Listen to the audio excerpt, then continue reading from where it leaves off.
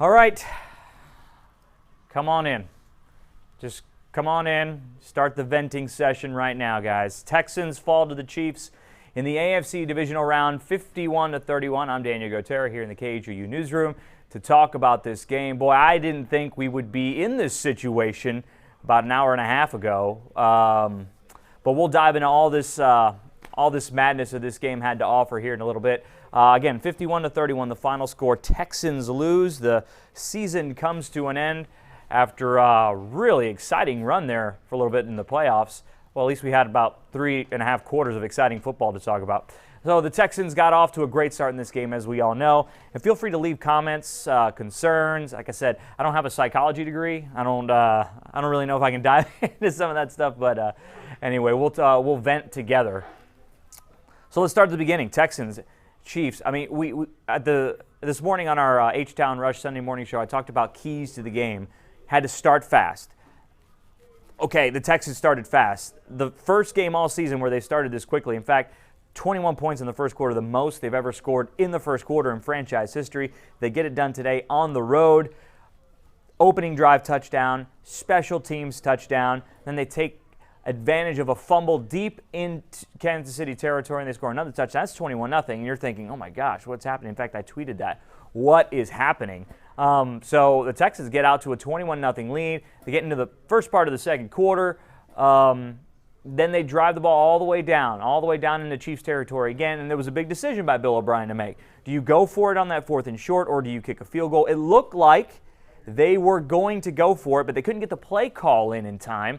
Bill was very frustrated on the sidelines. He couldn't come up with the right play call there, or the communication broke down. They came back, talked about it, so they decided to kick a field goal. I didn't have a problem with kicking a field goal at that point. I think you're up 24-0. Everything's kind of rolling in your favor. You don't have to kick a field goal. However, the game started changing, not on the ensuing kickoff return and touchdown, because you're still up by 17 when the Texans get the ball back. Obviously, the turning point in this one, the fake punt call deep inside Kansas City territory. Right off the top, I'm going to give you my opinion on it. I thought the play call was the right play call, but I don't think you can call it in that situation. You had all the momentum in the world. Kansas City had not proven at that point in the game that they could drive on your defense yet. There were a couple of drop passes.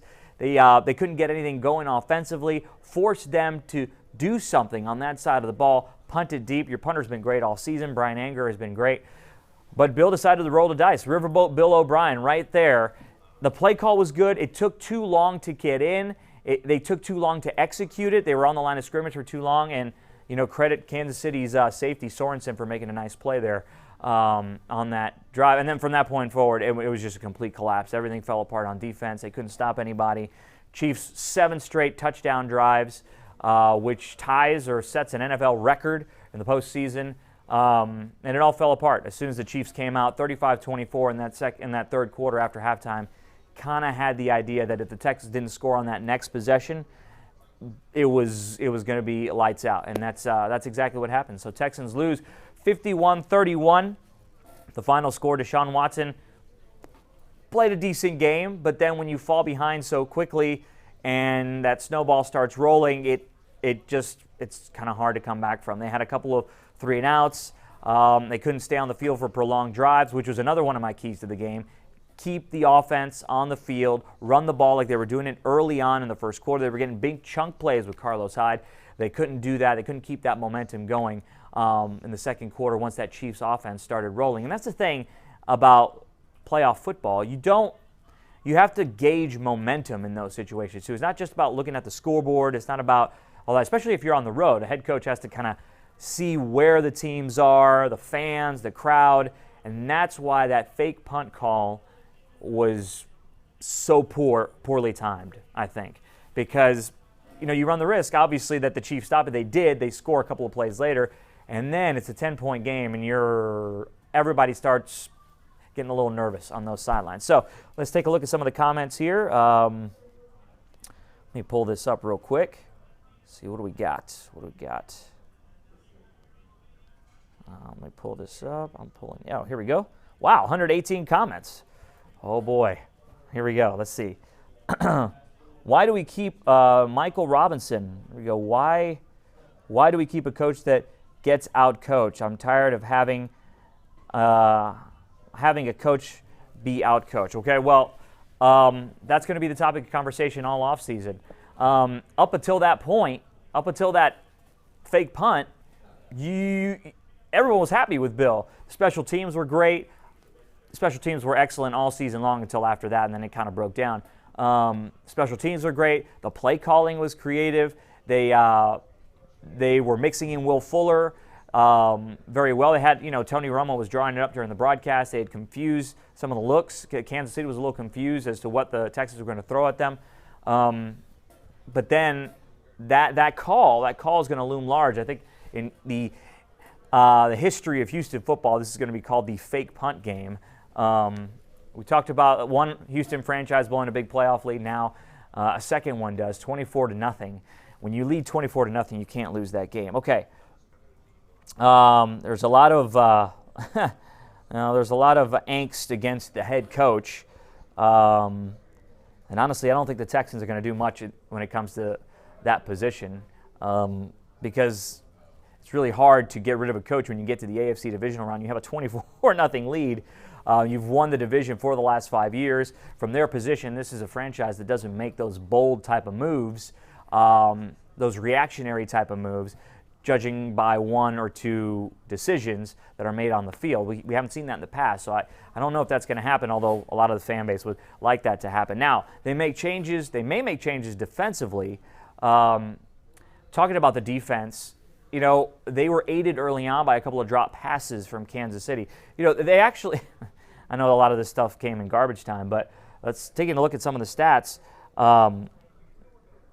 Texans had more yards, but the yards per play for Kansas City, every time Kansas City got the ball, they were getting chunk plays on offense. They averaged over 7.5 yards per play in this game, which is just brutal as a defense. You can't allow that. Penalties became a big problem for the Texans, undisciplined after that 24-0 start. They had 7 penalties for 87 yards.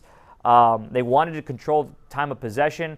They were early on because of Carlos Hyde. They were picking up first downs on the 3rd and shorts. They were moving the sticks when they had to. They still won the time of possession battle, but forget it. They had more plays than Kansas City, but it came down to those chunk plays. Every time Kansas City got the ball, Patrick Mahomes was finding guys wide open down the field. Travis Kelce was one of them. He just tore up the Texans' defense. Lonnie Johnson tried his best. He got dinged up there in the second quarter, but they just couldn't keep that momentum rolling. He scored 3 touchdowns in the second quarter by himself, did Travis Kelce. Just didn't have an answer for him. Let's see, a lot of these. Oh, hey, there's a comment on here that my hair looks good, so there is a positive out of all this. Thank you. Appreciate that person for saying that. A little pep in my step. Thank you. I kid, because we're all sad, right? James Thomas, fire Romeo Crennel. Like I said, if there are going to be changes to the coaching staff, that's where it might happen on the defensive side. Romeo, at times this year, just didn't have the personnel that he wanted. Losing to Deshaun Gibson to IR really hurt this team, although Lonnie Johnson did kind of step up a little bit here early on in this game. But not having him in the back was tough in this game. And, Kansas City does so much. They move so many receivers around. They run crossing routes. They run those pick plays, the legal pick plays that can get the receivers open. They did that very effectively once they got that offense rolling in the second quarter. Still crazy for me to think they scored 7 straight touchdowns. Somebody wrote me on Twitter and said, I don't think I've ever seen a team give up a 24-0 lead that quickly. My response was because they don't watch Northwestern football. I've seen that many times, sadly, but not in the NFL. That usually does not happen in the NFL. So here we are. Poor play calling. Steve Martin says poor play calling. Michael Tinsley bringing up the Oilers. We don't want to talk about the Oilers. That's the franchise that's actually going to be playing for the AFC title game. And I think that's probably adds to the frustration of this whole thing, right? The story was too perfect. It was right there for the Texans to bring this thing back home, to host a franchise that left for their first trip to the Super Bowl. And I hadn't realized it, that during the game they mentioned that this was the 298th game of the franchise. So the Super Bowl would have been game number 300 for this franchise. It just would have been the perfect script. And I think that kind of adds to the frustration that a lot of Texans fans are feeling. Let's keep going here. Let's see, 20-point loss when you have a 24-point lead. That's never happened in NFL history. J.J. Watt, somebody bringing up J.J. Watt. J.J. gave his best out there. There were times when the Chiefs were rolling, that offense was really humming, that you could tell the lack of playing for 8 weeks, that he was having a tough time kind of keeping up. The pass rush just wasn't there. That's where Romeo Creel needed to get a little bit more creative. We didn't see much from Whitney Merciless. J.J. was usually double-teamed, which has to free up somebody else to come in and make some plays, but it wasn't happening. It wasn't happening at all. So let's no, Bill O'Brien is actually talking right now, but no, we will try to get some of that sound up. You tune in to KHOU 11 News here in a little bit, and we can break. Jason Bristol, Seth Payne will be on the air here shortly, right after the CBS postgame show, if we have time to get on the air to talk about this thing, and hopefully we'll get some reaction from Bill O'Brien, who was obviously upset about the result in this one. Julio Saldana, it's time to get reactionary. That's right. That's what we're going to do for a good couple of weeks here. We're going to react to this loss. Ray McCampbell said Kansas City wanted it more. I don't know if it was that. I think it's one of those things in sports where momentum, like I talked about earlier, I think you have to gauge not only the players on the field, but you have to gauge momentum in a big situation like that. And again, I want to hear from you, like that fake punt call. Like I said at the beginning, I liked the play call, but they had to have called it earlier in the snap count, get that ball out to Justin Reed to make a mad dash to the first down. Sorensen for Kansas City, their safety, made a nice play. It was one-on-one on the outside. If Reed makes a miss, the drive would have been ongoing. But the other question was, a lot of people were wondering why not go for it 4th and short instead of kicking the field goal when you're up 21-0. Like I said, I didn't have a problem there because you're still scoring points. And at that point in the game, the crowd was completely out of it. You didn't think Kansas City had a prayer coming back in that game, although there was still about 10 minutes left in the second quarter. So let's see what we got. Yeah, again, a lot of angst towards the head coach. Be interested to see what he says about those fake calls. Again, we'll have all this reaction, all the coverage on Sports Extra tonight after the newscast. So we'll break the whole thing down. Seth Payne, Matt Musil's in Kansas City. We'll hear reaction from the locker room too on what took place. How did it turn south so quickly and easily? And I think that's the most shocking part. That last word there, Linda Hogue was saying easily. Boy, it looked too easy. It was like a hot knife through butter there for Kansas City. I mean, big play after big play, and the Chiefs the Texans had no answer. Kelsey was running wide open, 3 touchdowns in the second quarter. Then the wide receivers didn't drop passes. They were running good routes. But it was a miscommunication we saw late in the game. The veteran safety Adams, he has seen a lot of football in his life, but the tight end was wide open. He just was totally lost on that play. So that was another tough pill to swallow. The fact that Kansas City scored so easily in this thing. Let's take a look at some of the other stats for you stat junkies out there. Deshaun Watson, 31 of 52, 388 yards and 2 touchdowns. He also ran for 37 yards, 3 total scores for him. He got sacked 4 times in this one. Everything is really just made worse by the fact that second quarter just completely fell apart. It was shocking to see the way they started. You could see that script, right? We talked about that perfect script leading into a possible AFC title game. Texans start fast. They hadn't started fast all year. A guy like Barkevious Mingo comes up and blocks the punt. So you're thinking, oh, okay, that trade for Jadeveon Clowney. So Bill O'Brien's kind of playing the long game, and it played out here. Barkevious Mingo comes up with a big block punt, and they score. Lonnie Johnson scores. And then a turnover. Tyreek Hill fumbles the ball on a punt return. So you're like, or what's happening here? This is meant to be. And the fact that it was so easy for the Chiefs to come back and win this thing, that's the most frustrating part. Bill O'Brien just wrapped up his press conference here in a little bit. Deshaun Watson probably expected at the podium. We'd expect J.J. Watt to speak up there as well. That's what usually happens. Maybe even DeAndre Hopkins will come up to the podium. But again, If we're able to get on the air, tune in KHOU 11 News. If you want to stay right here, we'll keep talking about this game right now. Billy Williams, we need to change. Texans, let's see. John Story, hopefully our XFL team coaching isn't as clueless as our NFL team. Well, we're going to have to wait a couple of weeks for that. June Jones and the XFL Roughnecks will be starting here soon. They'll be running that run-and-shoot offense, so that'll be fun to watch. But we're talking Texans now. Juan Gonzalez comes down to coaching. Aretha Broughton, good year overall, and I think that's where the split in the fan base exists. Yeah, it's a good year. I mean, you want to get into the dance every year. If you're not in the dance, and you don't have a shot at getting to the ultimate prize. But when is getting to the dance not the bar, right? So the players have said all along, yeah, we want to win a Super Bowl. Bill O'Brien talks about that. Front office is always, we've got to win a Super Bowl. But they're in a tough spot, right? So now what do you do with the coaching situation? That's why I don't think there's going to be a change at head coach. I think there's going to be a change maybe with his assistants. Offense, I don't think you can fault the offense today. I think they did what they had to do. They came out. They made some plays early on. They controlled the game.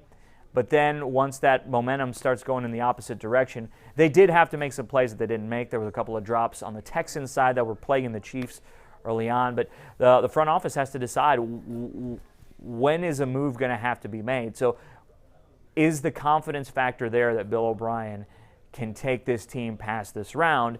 From all the fans that I've spoken to, that confidence factor is not there. They don't have it. Although today's start was so promising. We hadn't seen that in a long time. We definitely hadn't seen a start like that on the road from a Bill O'Brien team. I don't think ever. And he's been here now 6 years. So we'll see what they decide to do coaching-wise in the offseason, but that's definitely a question moving forward. You have to remember, they don't have a first-round pick next couple of years. They're going to have to improve this team through free agency, which is possible. A lot of teams do that. But they don't have that young talent coming in to develop, so they're going to have to come from the outside and bring guys in. Now, they do have, I believe, a culture that guys want to be a part of. Bradley Roby came in. He was a solid member of this team. He came in and was a dynamic player. Hopefully he stays around because they need some help in the secondary. So guys like that, that's exactly what they're going to have to bring in. So let's see, what else? Shane Moore, bad secondary plays. Chiefs were getting yards in huge chunks. We talked about that. They averaged over 7.5 yards per play. In the that's something you see in college. You don't see that in the NFL. The Chiefs look like a college offense out there. It's such a hard pill to swallow when you score the first 24 points and then you give up 41 straight. I mean, that's just wild. And I never thought I'd see that. So Martin Ramirez, so disappointed, but overall a good year. Let's see. No answers, need coaches. Danny Westheimer, I want to fight the defensive coordinator. I think Romeo could maybe put up a good fight. He's seen a lot of football, but I think, like I mentioned, their personnel this year kind of hampered what Romeo wanted to do. Now, I thought today they should have brought a lot more pressure. They weren't getting the pressure they were getting last week towards the end of that game with their front four. Although Charles Omenihu was really good. He was all over that right guard for the Chiefs. He was getting pressure more consistently than anybody else, but it wasn't there the way you needed to beat a guy like Patrick Mahomes. He had all day to throw. He was able to get outside the pocket. They lost contain multiple times. Linebackers couldn't keep up with receivers out of the backfield and running backs out of the backfield. So they needed to bring a little bit more pressure. I think that's where Romeo Cornell would probably want some of these play calls back. Richard Muniz is State Farm. Well, they need Texans wish they had some insurance in that performance today, no? Darlene Manning, they choke every time they go to the playoffs. And Dave Yelovich, it started with the fake punt, then bad play calls, could not adjust. And, yeah, I do believe that's where it all started, the fake punt. Because if you punt deep there, it's 24-7.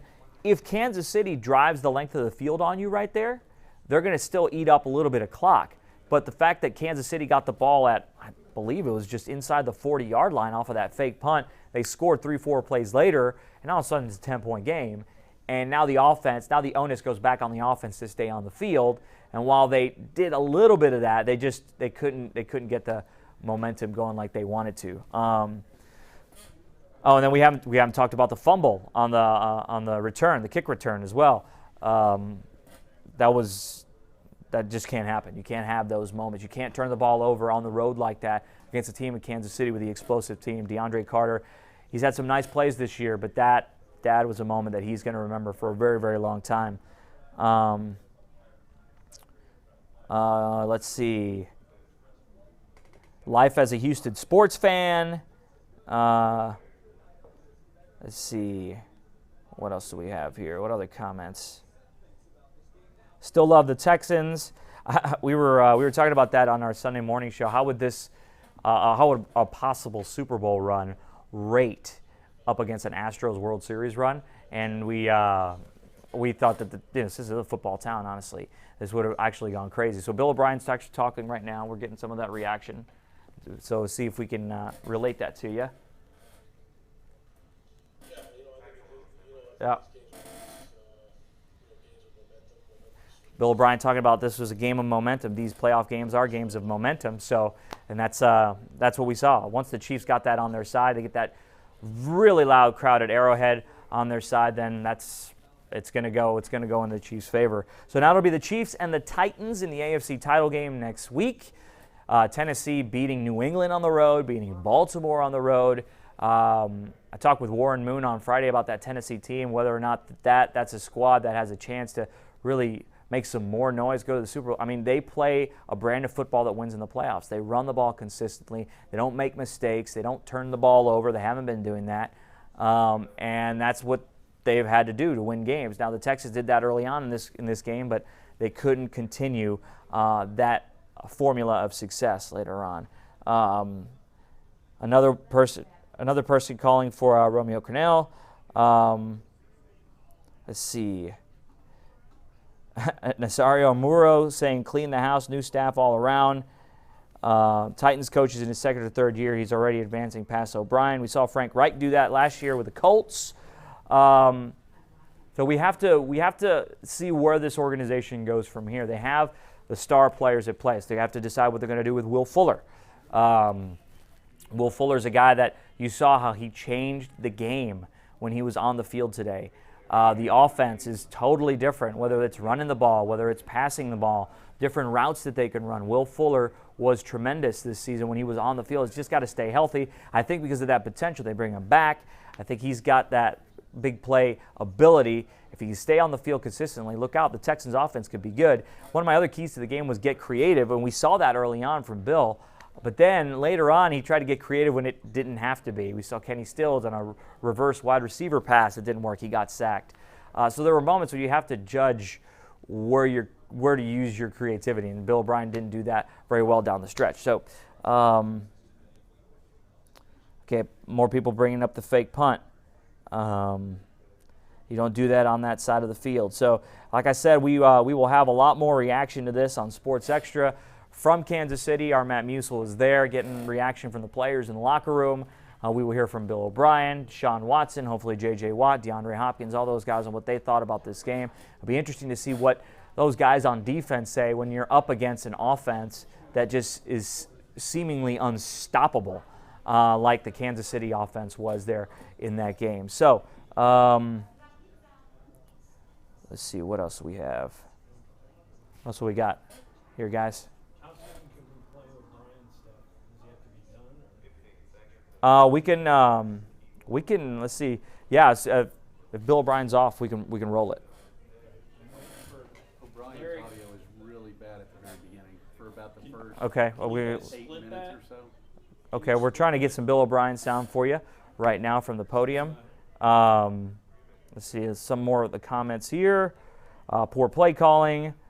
Dom Nelson. Bill O'Brien's the best coach in the NFL, which is the only comment that I think reads that way. Sad, Bill's got to go. We love our team no matter what.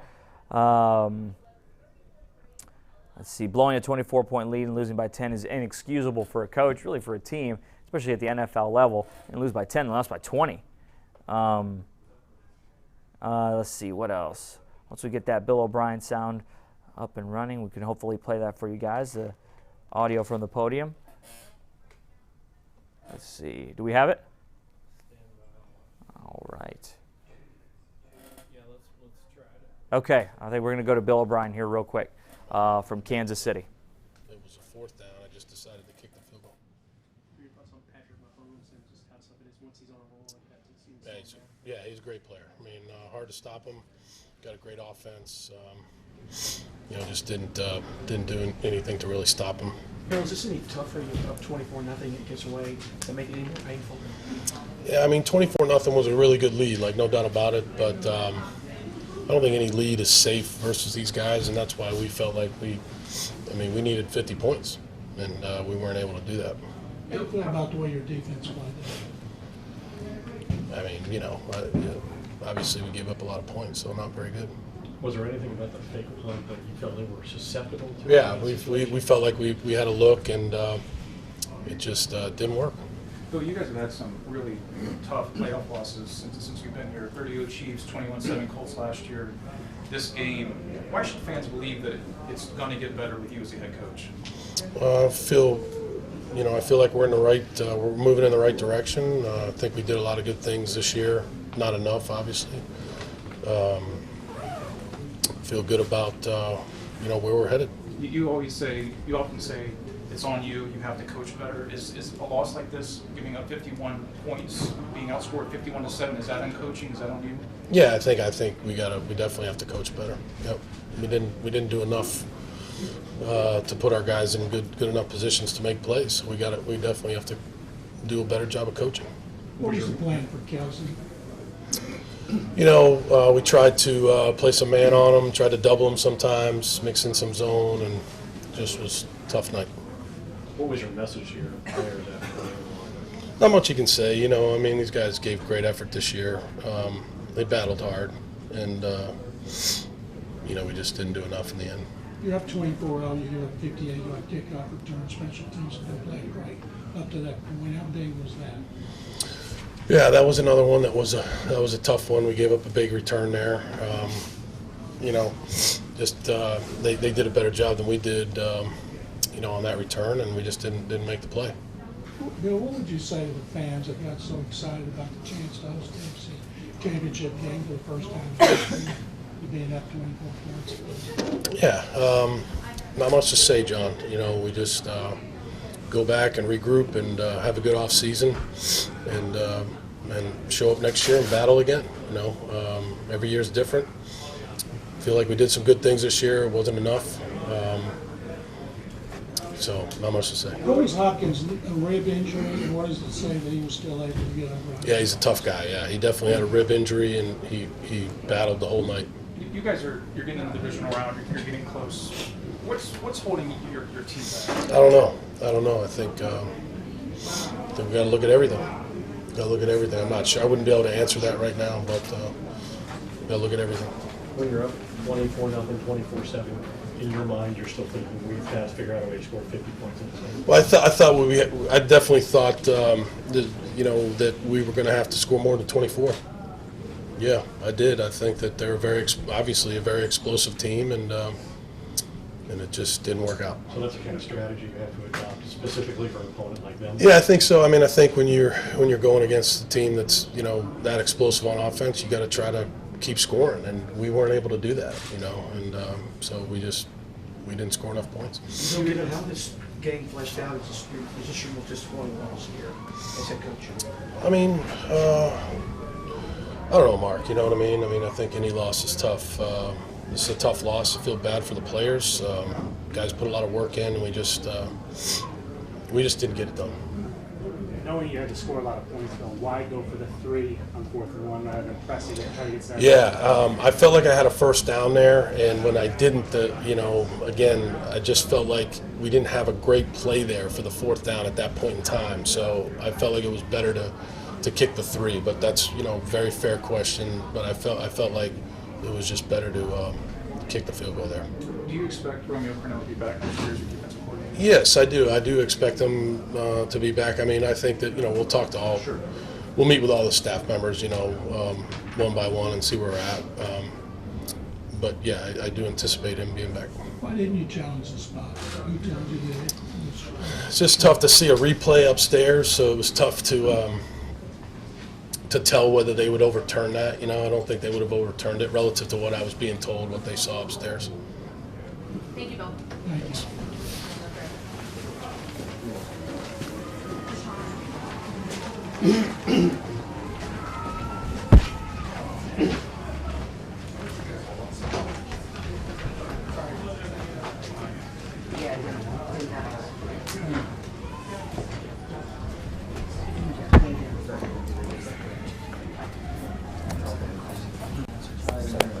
Okay.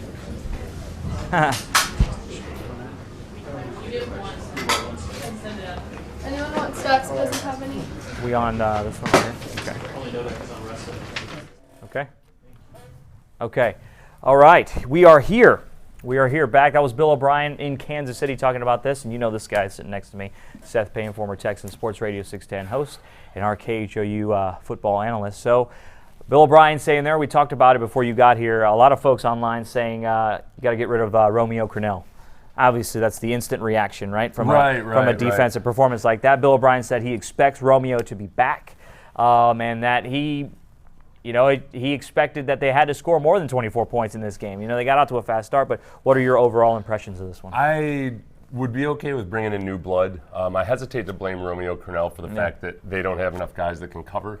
They don't have enough guys that can rush the passer. They don't have enough guys on defense that can flat out play defense. So how much is that? Do you want Romeo Crennel to be a wizard? I mean, do you want him to be a steroid dealer? I don't know what.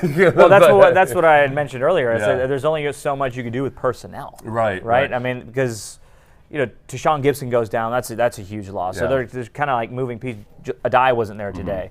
I thought Lonnie Johnson played really well for the first quarter and a half, and then he got banged up, and then from that point forward, things really went south. And I think part of it is look, nobody's going to cover Travis Kelce for an extended period of time. At some point, you have to get heat on the passer, and they just let Pat Mahomes be way too comfortable. Yeah. And is that Romeo Crennel's fault? They didn't have a statistically good defense this year.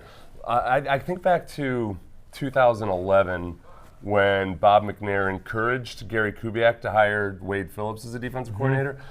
I don't know why people are talking about Romeo Crennel when they should be talking about Tim Kelly and Bill O'Brien. You know, they have yet to have a good offense. They had an okay offense this year. They weren't a top 10 offense. They haven't had a top 10 offense since Bill O'Brien has been, let's call him the offensive coordinator. I know Tim Kelly runs the meetings and everything. Sure. But Bill O'Brien's calling the plays. But with that skill set, you've got to be better, right? I mean, they've got the skill players to be more than a top 10. I mean, in the top 10 offense. Well, Dan Orlovsky was on our radio station. Clint Stern interviewed him Thursday or Friday, and he said what I believe, which is that many people in the league think that Bill O'Brien is holding back Deshaun Watson. And I think at times, especially you see it today, you've seen it in the first half of the Bills game. There's times when the first read is taken away, there's nothing else there for him, or he's coming off and looking down at the rush. I thought he did a better job of sticking in the pocket today. Yeah, the checkdowns early on were great. I mean, I thought he did a really nice job. I mean, recognizing the defense and what they were doing, and especially that one Carlos Hyde play to pick up the first down there. And it's tough. This is the kind of game where when you get off to that early deluge of scoring, the defense should be enough to hold on there at that point. And I hesitate to overly blame Deshaun Watson, although, look, it was I know what you mean. It was mistakes by the Chiefs that led to 14 of those points. Yeah. So it's not like the offense really scored 31 points. So I'm sure you talked about it on the air. You were with Jason on the air, and a lot of people are bringing it up here, the fake punt. Right. So my estimation or my analysis of that was I like the play call. The play call itself was good, but it was the wrong time to do it. The wrong time on your own, and it's just curious. I'm going to show. There's going to be a connection between both when they were about to go for the fourth down conversion on 4th and 1, deep in Chiefs territory. There was a timeout, and they called it off. There's a connection with that and the fake punt, which is that the decision to go for it may have been correct, but you have to execute the play properly. Yeah. And you could tell on the 4th and 1, Deshaun was not getting the play in, or there was some kind of miscommunication. That's why O'Brien was so upset about it afterwards. He was fired up, And I understand at that point kicking the field goal, but get the process correct. Get the play calling administration right. They didn't do that. Likewise on the fake punt. I am of the philosophy. Now, I don't do this with most types of football plays, Daniel. That's the kind of play where I'll say, I approve of the fake punt as long as you make it, because fake punts are really easy to see coming. If you see a tendency that you can exploit, it's pretty simple. Oh, that guy's not covering the gunner, I'm going to throw it to him. Right. And you need to do it quickly. That wasn't executed well. The timing was off. So I think those two fourth down situations have a lot in common as to why they didn't work out. And it has a lot to do with the speed and efficiency of the play calling and the decision making on the field. I feel like you still got to give Sorensen some credit on there, because he made a nice open field tackle. He did, on him, right? So it was a quick reaction on his part, because it looked like at first Justin had the edge, right? But Sorensen came up and made a big play. But then from that point forward, lights out. I mean, it all fell apart. Right, and that's where if they had lost by 7 points or 14 points even, how many was it? 20. 20? Yeah, keep going. I might have said... They didn't cover, Seth. It's pretty simple math that I couldn't get. There's something to be said that, hey, that was the key point in the game. But really, I think it was, if anything, that was just the big roadside that said, hey, here we go. This is where the deluge is going to begin in the other direction. So is that what makes it tougher to swallow here for this one, is the fact that Kansas City made it look so easy after they were up 24-0, or was it just the fact that they blew the 24? I mean, I think maybe they go hand in hand, right, a little bit, because it was so easy. Seven straight touchdown drives in a row. It was like a knife through butter. Almost 8. Yeah. And frankly, big chunk plays. I mean, they averaged 7.5 yards per play. 7.5 per 7.5. That's a college number. Ridiculous. Look, it's usually about 5.5 yards per play is the average offense. So 7.5h yards per play is huge. That's where the Texans were, by the way. With 5.5. 5.5. Well, hey, there you go, fellas. But it was 7.6 was the actual number. I want to tell you something else. Romo is my favorite color commentator. I feel like he was off his game today. There were several times during the game. You guys will recall the one time he said, well, you can tell they're showing pressure and they're going to bring it. And then they dropped everybody out and it was a 4-man rush. There was that. There was a time where, remember when he said, hey, Andy Reid's about to run something special here, and he didn't run it. And then he said, well, they were going to run probably this. It was a double screen. It was a double running back screen.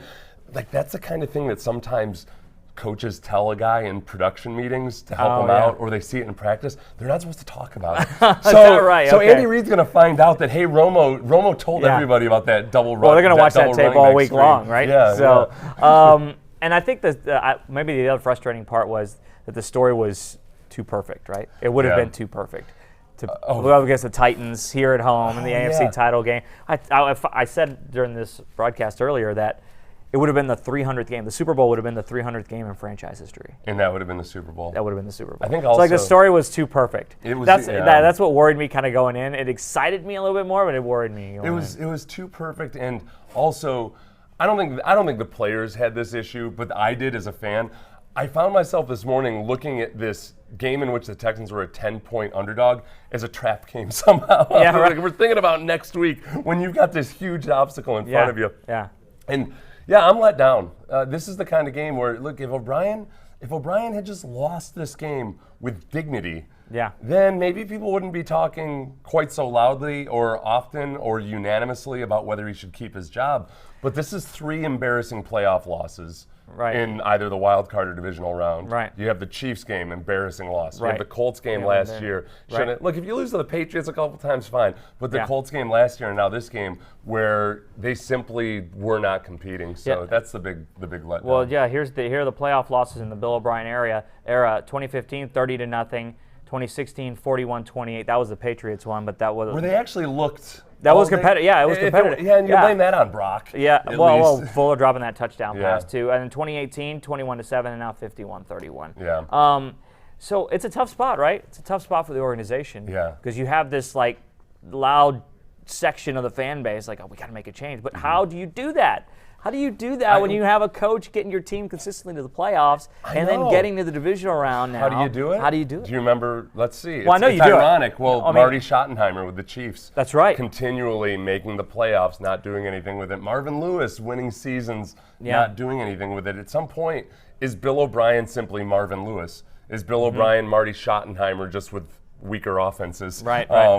At what point, there's this thing called the Dalton scale for quarterbacks. All apologies to Andy Dalton, he's a hell of a guy. But for a long time, Andy Dalton was kind of looked at as that quarterback that he's good enough to be your starter, and he's too good to get rid of, but he's probably not the guy to really take your team above and beyond. Right. And maybe that's what Bill O'Brien is. He's the Andy Dalton / Marvin Lewis. Yeah. It's weird that Cincinnati is both those guys Right, of but coaches. so that's the difference now, right? Yeah. The Texans have a quarterback that Yeah. could take him to that next level. So it's the coach Yeah. that's now holding him back, especially in the eyes. Okay, we got J.J. Watt. We're going to go to J.J. Watt in Kansas City now and see what he had to say about this.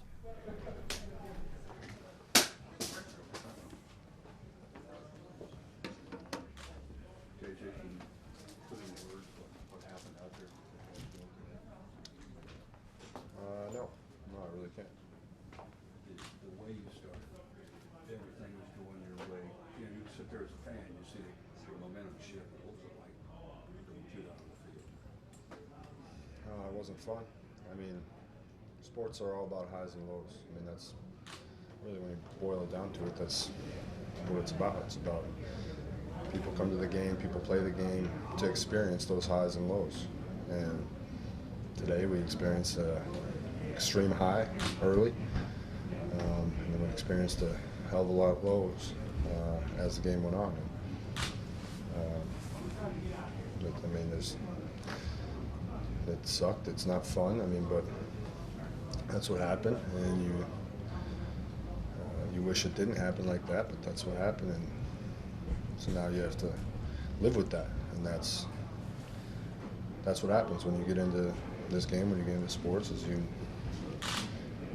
live for the highs and you hope to avoid the lows, but you have to understand that in order to strive for those highs, that you're going to potentially face the consequence of the lows that come with it. And shit, that's where we are.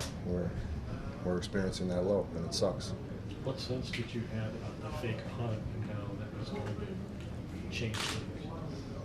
I mean, it's our job to go out there after that and get a stop. And as the leader of the defense, I take it on myself to provide a spark for our defense and to get a stop. And I didn't do that. And so I put that 100% on me. And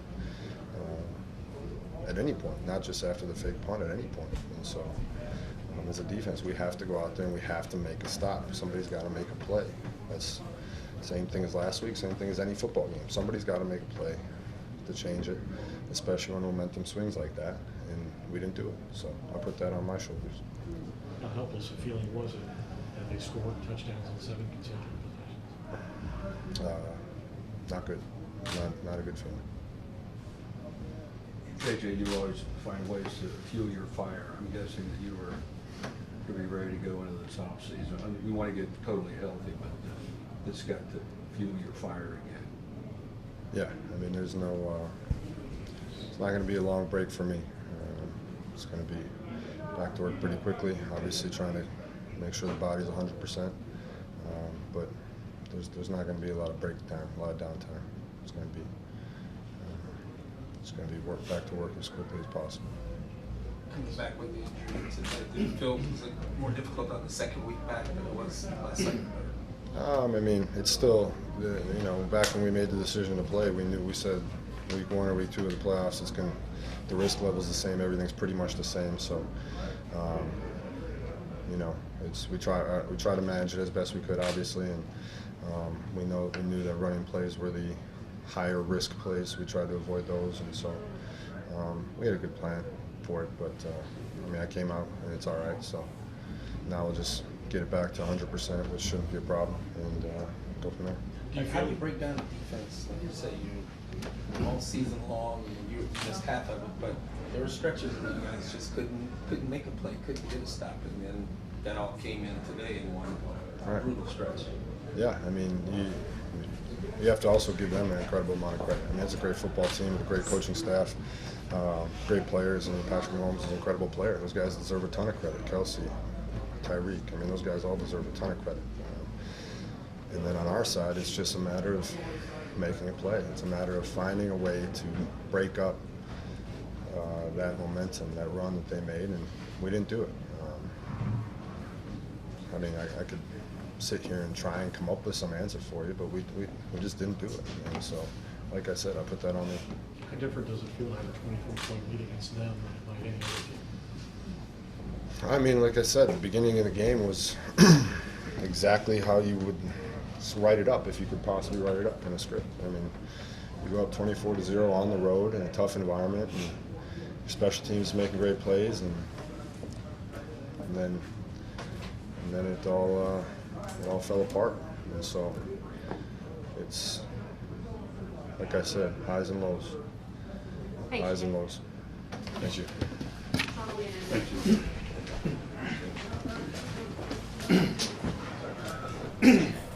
All right, so that was J.J. Watt at the podium in Kansas City. I want to talk to you about J.J.'s performance, because like a lot of people, I think people, fans are smart in the fact that they realize that, look, J.J. came back. He was good last week in his play, but I mean, there were times, and there's only so much you could do. You don't play football for 8 weeks, and it's just about game shape. Yeah. And it looked like at times, although he was kind of getting pressure there towards the back end of the game, it was just tough. It was a tough day. He was beating blocks, but then he didn't have the speed and the acceleration to make the play. And I don't know if I've ever seen him diving after a quarterback after he's won as many times as he did today. Yeah. And this is something he told us about last week, was he was concerned more about perhaps his wind and his body and recovering from last week's exertion, where he played over 50 plays after having 2 months off. That's taxing on the body, and I think you could see that today.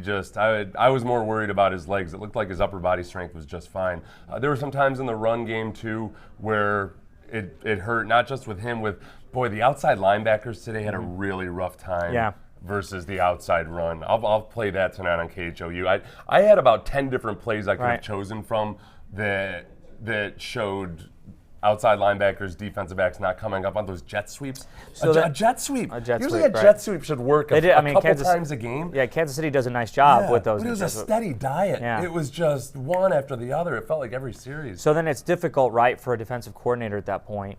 Yeah. Okay, you're having trouble on that side. Well, you want to bring pressure because you're not bringing pressure. You're not getting with your front four. So, like, you're kind of caught in this middle ground that you don't know what to do, right? Right. And, look, I guess, could Romeo have been more creative with his blitz packages? I feel like he was pretty creative with it. At some point, guys have to execute on the field. You got to be able to try to cover guys without grabbing onto them. Lonnie Johnson's a young kid who was probably playing banged up after the first quarter there. A lot of those guys were, man. A lot of these guys were. I know Justin Reed's been banged up all year. Yeah. Oh, I know. Justin Reed, I'll tell you. Oh, and Justin Reed with that hit. If I can focus on it. And this is a shame. There were positives in this game. I know. Most of them were just in the first quarter or very, very late at the end.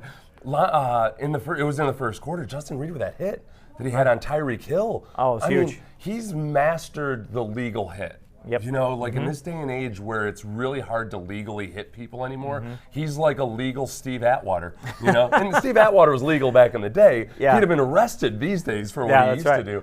And Justin Reed is he's probably one of the few safeties in the NFL that can still intimidate because he's so good at actually laying a legal hit. There were positives, and that adds to the frustration, right? I mean, it was a great first drive. They get the ball. That's what you want to do on the road. I mean, this is a team that was so bad in the first quarter, and ironically, the game they actually ball out in the first quarter, they fall apart in late in the game. I predicted before the game, I said it all over our pregame show on 6:10 a.m. that if the Texans scored a touchdown on the first drive, they're going to win. I believed it in my soul. I felt and then when they got up to 24 points, you're like, oh, man. Like, I was arrogant. I was insufferable. And I'll tell you another thing, and I think a lot of people at home feel this way. Travis Kelce has always been one of the more annoying players in the NFL. He gets you. So when Travis Kelce is the one that's just crushing you, so what could they much harder to handle. So what could they have done defensively? Okay, so you obviously see where the game's going. Okay, he's getting open. They're finding him. What could they have done on the fly in that situation to prevent what happened? A couple things. One, they could have tried to rough him up at the line of scrimmage. To do that, you need to have some help over the top because Lonnie Johnson's not going to come up and jam Travis Kelce and hold him on the line. So then you have to give him a little extra attention. Even if you're not outright double teaming him, you got to commit 2 guys to him. And then that leaves Tyreek Hill, that leaves Sammy Watkins. Yeah. I'll say this to credit the Chiefs. But at that point, don't you want to have those guys beat you rather than Kelce? Because he was doing it so consistently. Right. And at that point in the game, the receivers were having trouble just hanging onto the ball. But they got momentum because Kelce is the type of player that he was. I don't know, just seeing it from my perspective. Well, and you saw when they tried to go to zone, too. It's the same thing. All those guys, they're so fast. And this is the Chiefs, if anything, this year they were as good in offense except for these minor details like actually scoring as many points. They weren't as good in the red zone. Yeah. And sometimes that's kind of flukish. Sometimes from year to year you're just good in the red zone one year, then bad the next. But it was a reminder today of just how much talent they have offensively, and that the Texans, despite their record, it was a reminder that Texans actually scored fewer points than they had scored on them this year. I'll credit Bill O'Brien for winning a bunch of close games. You know, a lot of times people say close games in the NFL, one-score games, are basically coin tosses, and you can't tell that much from them. O'Brien seems to have a knack from year to year at winning does a nice these job with close it. games. But is that the same as being a good enough coach to take the team to the next level? I don't think anybody in Houston's convinced right now, right? Right. No, I don't think so. I think people are split. That's how I said before you got here.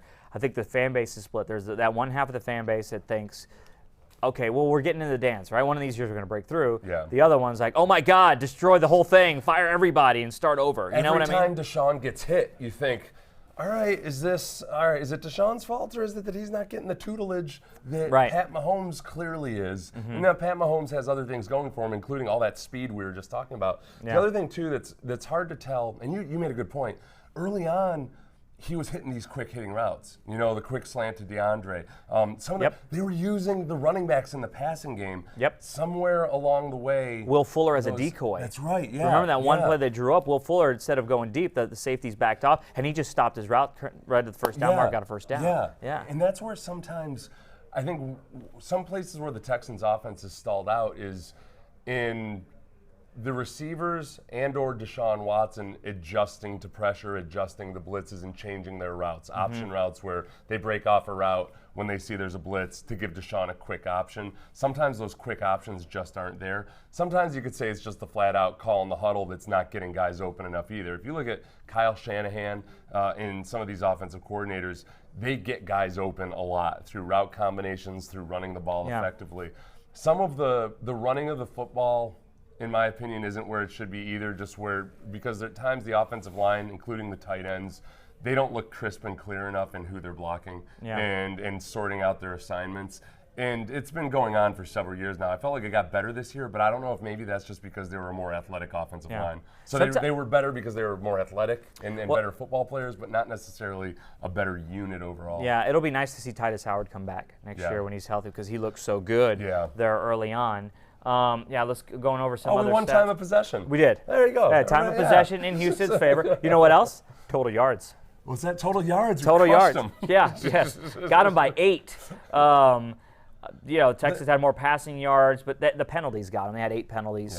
That hurt. Have you ever been a part of a game where on the defensive side of the ball you're going up against an offense that is so affected? You're kind of wondering in the moment, like, oh my God. What are we going to do here? Like, you had to stem the tide somehow. How are you going to do? Have you ever been a part of a game? I remember we played, when I was with Jacksonville, we played the Seahawks once. Oh, I'll say twice. I played the Seahawks with Jacksonville. I played the Seahawks with the Texans.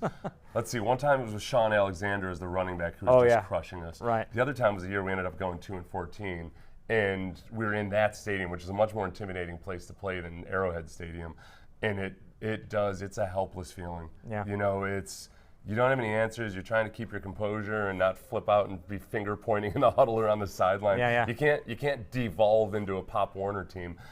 But that's what it was like today. You don't have any answers for it. And Romo kept pointing it out that I think Romo maybe was giving Andy Reid a little more credit for figuring out what the Texans were doing.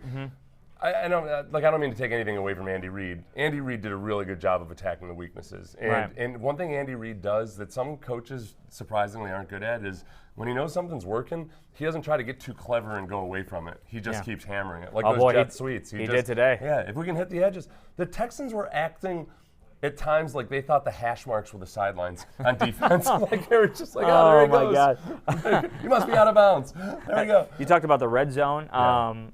Conversions. Kansas City was 7 of 8 today in the red zone. 7 of 8 in the red zone. 7 of 8 in the red zone. My big talk pregame was, hey, this is an area of opportunity that they aren't that good in the red zone. They're not as good as they used to be in the red zone. And I think that's why, and now we were talking about it, about gauging momentum, not just the players on the field, but you also, in that situation as a coach, you have to gauge momentum in the environment that you're in, right? So it's 24-7, going back to the fake punt.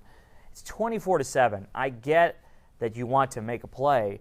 But in that situation, you have to take everything into account because Kansas City had not driven the ball the length of the field on you that whole time prior to that, right? Yeah. So it was a big kickoff return, got it on the Texans side of the field. Then after that, that's when the fake punt happened. Right. So, and then after that, the fumble. Yeah. So, like, there were 3 straight possessions that they went under 50 yards to score touchdowns. Yeah. You have to make them drive the And ball the make length them of the work- field, right? Make them work for it at the very least. And again, I think that was as much a sign of what was going to happen as it was a cause. Yeah. Not converting that fake punt. At that point, you know, if it were the sign or the thing that changed the course of the game, then maybe the Texans would have given up 14 more points at that point, or 17. They wouldn't have just let up touchdown after touchdown after touchdown. Would you there have- was something more at the core issue there. They asked Bill O'Brien about going for it on that 4th and 1 because he said he knew he had to score more than 24 points in this game. So the question was, well, if you knew that, then why didn't you go for it? Yeah. Right? Would you have gone for it on that 4th and 1? Now, there was a breakdown in communication with the play. It was they had short one, wasn't it? Yeah, it was a I short would have one. gone for it Yeah. because, again, for the same reason you just said, look, even if you don't convert, you still have field position, and that would have been the proverbial stepping on the throat. But it's a risk you take at that point, which is a manageable risk because you still have field position. The last time O'Brien tried a fake punt, I believe, was in the Indianapolis game in our own. It was in our own territory. Yes. In our own territory, and it worked out. It worked out really well. It was at the beginning of the 3rd quarter, and it was a gutsy move, but he felt that it was going to be a low possession game, and they were going to have to take their chances. It worked out there. This didn't feel like the same kind of risk-taking situation. This didn't feel this, unless also, I mean, the really weird thing. That I don't even want to say what I'm about to say, and you certainly don't want to hear it. We're in a venting session, so it's fine. Maybe O'Brien had a better clue of what his defense was up against and what their limitations were. And it was just a matter of time that dam was going to burst. Yeah, on that side of the ball, right? On one hand, I don't want my coach to think that way. On the other hand, all right, he's cold. He's a realist, right? He's coolly analytic in that sense. Yeah, right. I think a lot of times we spent a lot of time wishing Bill O'Brien were more bold or more risk-taking, and I think he's done that this year. He has. He's been great on 4th down. You know, a lot more so this year. He's been Riverboat Bill. Yeah. Yeah. So Deshaun Watson is talking right now at the podium. We're going to try to have him here. So I guess for you, going into this offseason, now it's instant reaction, where do you focus? I didn't want to think about this. Just real quick. I think on secondary, Cal right? McNair and Bill O'Brien have to have a real long talk, maybe a weekend retreat about what are you going to do about the offensive play calling, the offensive structure, the offensive coordinator. Mike Vrabel is a defensive coach. He got a head coaching job. He hired a defensive coordinator, a very old and experienced and very good defensive coordinator. Seeing it pay off big Yeah, time. Bill O'Brien is an offensive-minded head coach who's never hired a genuine offensive coordinator, and it hasn't worked out so far. So maybe William O'Brien, the general manager, needs to have a talk with Bill O'Brien, the head coach, and say, look, buddy, I love you, but you're a better head coach than you are a coordinator. I just can't see Bill giving up the reins. I know, he's so stubborn. I know. Yeah. I think secondary, you got to probably go get some help in the secondary. Maybe get another guy up front defensively. I think offensively, really, if you look at the pieces, you got to think like they didn't have Lamar Miller. Like sometimes he's lost in the shuffle. He got hurt early on in the season. Imagine with the offense. I mean, Carlos Hyde was great, but Lamar Miller is so much more explosive in that position. Yeah, and this is where it gets interesting with the general manager, Bill O'Brien, because you've got a lot of first-round picks invested on the offensive side of the ball already. Right. Unfortunately, Will Fuller doesn't show up all the time. Yeah, but they're going to probably bring him back. But they'll probably bring him back. Yeah. So I think one area offensively is the tight end. We know Bill O'Brien would love to have a good tight end or two, like he had in New England when he was there. Yeah. But it's hard to just go out and get a guy like Travis Kelce. Because it's a free agent. You have to rely on the free agent. For tight ends, you can get good quality ones in the second round. George Kittle was, I think, a second rounder. Yeah, Iowa, yeah. So it's not that you have to go out and spend a first rounder, but you have limited draft choices high up. How many of them are you going to spend on offense? How many are you going to spend on defense? And to get a pass rusher in free agency, you can do it. You're going to have to overspend a little bit, but some of that free agency money, they got about $50-some million right now. They got to re-sign Deshaun. They'll probably extend Deshaun this year. Probably. And they got to give Laramie Tunsil an extension too. Yeah, So because his agent's got a blank check. Yeah. After trading away 2 first-round picks, it's What like if Tunsil held out? Oh my gosh. Seth, no more stress, please. We don't need to talk about that. Deshaun is wrapping up at the podium now. See if we can cue up his audio here in a little bit. Yeah, a lot of questions. Whether or not, I mean, if you say a retreat for Cal McNair and Bill O'Brien, that'll be an interesting time. A retreat, yeah, like a weekend. They could go up to. They should go up to Grapevine, Texas, where the NCAA playoff committee meets, and just kind of recreate some of that magic. Oh man! I say draft as many guys from Clemson as possible. I love these Clemson kids. By the way, with the championship game coming, do you think Dabo Swinney ever gets an opportunity? I don't know if he wants it. He's such a college guy. Yeah, he's a college guy. like college, and I love him, and I think he's completely 100% genuine with the way he is with those kids. But sometimes that act, I don't want to call it an act, but you know what I'm saying? No, I know what you mean. That can lose its effectiveness over time. With the NFL locker room. Yeah, and I don't know, maybe I'm wrong, like maybe I'm too cynical and jaded, but I think he's so good at what he does, and part of it is his ability to recruit, because he is genuine. Like, he's genuine with those kids, and I think that resonates with parents. Right. I don't know if he would enjoy it in the NFL as much. It's different. I think Lincoln Riley, I feel like he would enjoy the challenge of the NFL. Mm-hmm. Obviously Matt Rule. Yes, a younger guy to the other challenge, Yeah, so I don't know. I know there's a lot of, boy, if Dabo came here. Wow. See, that's what I'm saying. So it opens up all sorts of possibilities. And I bring up Dabo because it does look like we may have Deshaun Watson here, who just walked from the podium. And we do have Deshaun. Let's cue him up. Let's see what the quarterback had to say about this 51-31 loss to Kansas City.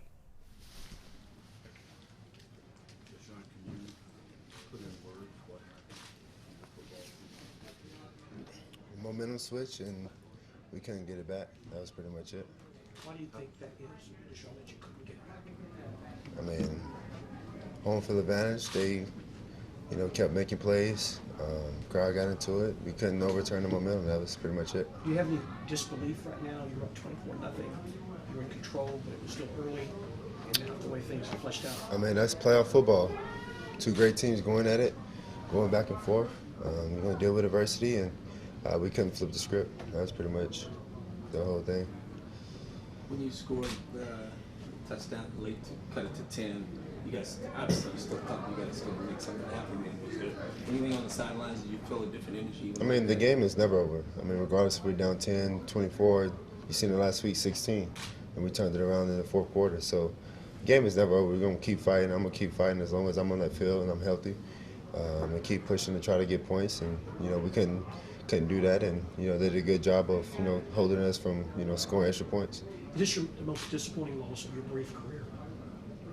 No, I mean, of course it's the last one, so it is. But I mean it happens. It goes along, and it happens in everyone's career, and we just keep pushing forward and learn from it. Every year in football, the team will change, guys will come and go. What do you think about the nucleus that you have? And a lot of these guys obviously will be back and chances to build on this future. I mean, the future is bright for this organization, for this city, for this team, for this locker room, everything. So there's no way that I'll be discouraged for the future. It's all positive, and we did so much this season. We went through so much ups and downs, and for us to be able to be one of the final 8 teams is huge. And it's a lot of teams at home that wish that we were in this position to play in this game. And, it was a great atmosphere. It was it was fun. It was two great teams competing, going at each other, and, it just didn't go our way today. How disappointed are you for the organization, your teammates, and for the city? I mean, I'm not really disappointed. I mean, like I said, it's NFL football. We just didn't go our way. The ball didn't bounce our way in the second half. Went from the second quarter to the rest of the game. So no need to be disappointed. Like I said, I'm very encouraged for this organization, for this team, for the city. And I mean, you might be disappointed, but I'm not. As long as I'm in this organization, I'm in the city, we definitely gonna be in games like this. So we're just gonna keep pushing forward and keep moving. Did you have to talk after the game? Yeah, we did. How that, generally speaking, happened with Jones? I mean, the same stuff. Congratulated him, and he did the same thing, and told him to go, take it all and stay healthy. And he told me he'll hit me up this offseason, and we'll get together and keep pushing forward and try to get better. You've been in games with emotional, especially championship games in college. Have you ever seen them go so far one way and so far the other way? Over my career, for sure. I mean, high school, college, there's definitely been shifts and swings, but you know that's playing football and being able to try to stop the adversity as much as you can and try to stop those swings. But like I said, it just didn't go our way, and they did a good job of keeping that momentum going. When you tell the story of the 2019 season, how would you describe it? Hard-fought team that had a lot of new guys that came together, and we played as one. We played together. It was a very family atmosphere.